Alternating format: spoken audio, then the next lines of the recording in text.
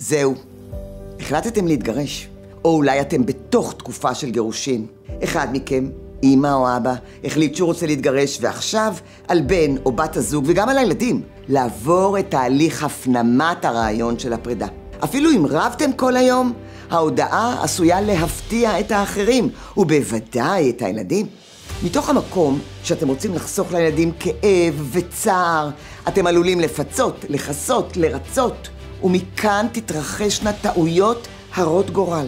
אתם ודאי חשים במתח, ואולי גם בהתנהגויות חריגות של ילדיכם. יש את הילד שמסתגר, כאילו מתעלם, לא רוצה לדבר על זה, או לא רוצה לדבר איתכם. יש את הילד או הילדה שבוכים, כועסים, בועטים ברהיטים, מאשימים אתכם. יש את ההבדל בין הגילאים של הילדים, שמצריך דיבור שונה. כי עד גיל 2 הילדים לא מבינים, אבל חשים באווירה שבבית. בגיל הגן אין הבחנה בין דמיון למציאות, ולכן הם אולי לא לגמרי יפנימו את הרעיון של הפרידה.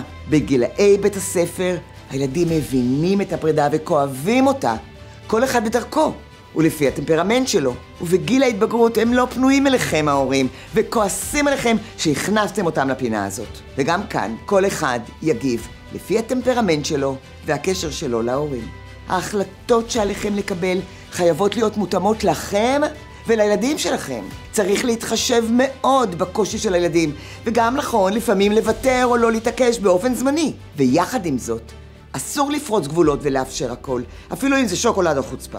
זו דרך חשובה ולא פשוטה, שמדריכת הורים מנוסה תוכל להוביל אתכם בה.